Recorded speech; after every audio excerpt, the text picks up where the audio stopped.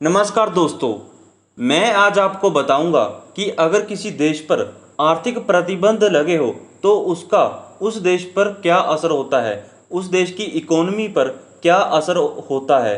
अगर उस प्रतिबंधों में अमेरिका के साथ साथ वेस्टर्न कंट्रीज़ के भी प्रतिबंध शामिल हो तो उसका क्या असर पड़ता है।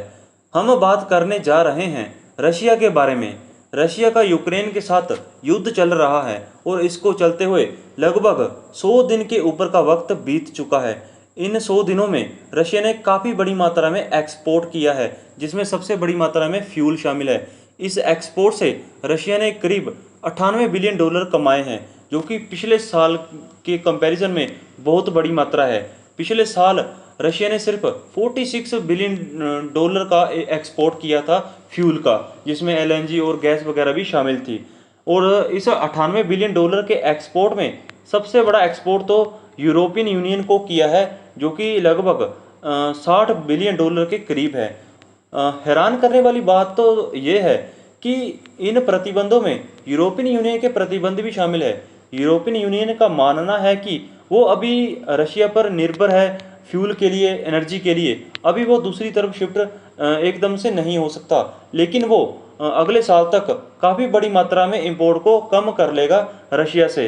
रशिया का एक्सपोर्ट भी अब मई महीने से कम होता जा रहा है। लेकिन हैरान करने वाली बात यह है कि रशिया ने अपने लॉस को पूरा कर लिया है इस एक्सपोर्ट से। ये 98 बिलियन डॉलर का एक्सपोर्ट बहुत बड़ी मात्रा है और काफ़ी मायने भी रखता है रशिया की इकोनॉमी के लिए। रशिया से सबसे बड़ा इंपोर्टर अगर माना जाए तो यूरोपियन यूनियन ही है, जो कि रशिया पर पूरी तरह से डिपेंड है एनर्जी के लिए। उसके बाद फ्रांस, इटली, चाइना, भारत, ये देश भी आते हैं।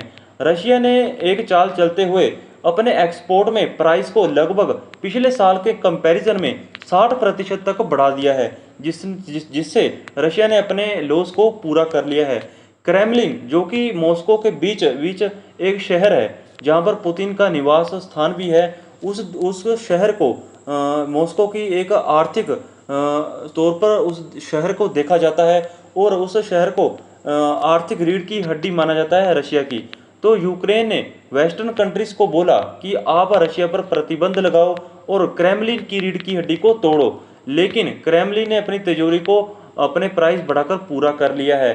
रशिया पर अमेरिका और बाकी प्रतिबंधों का इतना असर नहीं दिखाई दिया है, क्योंकि हम इससे भी देख सकते हैं, क्योंकि जब किसी देश पर प्रतिबंध लगते हैं तो उस देश की करेंसी नीचे की ओर जाती है, लेकिन यहाँ पर उल्ट रशिया की करेंसी तो ऊपर की तरफ गई।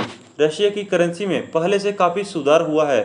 और हम ये भी देख सकते हैं कि कैसे रशिया ने अपनी कूटनीति का इस्तेमाल करते हुए और दूसरे देशों की मजबूरियों का फ़ायदा उठाते हुए अपने लॉस को पूरा किया है और अपने एनर्जी सेक्टर का प्रयोग करते हुए कैसे नए ग्राहकों को ढूंढा है और अपने एक्सपोर्ट को ब्रॉड किया है।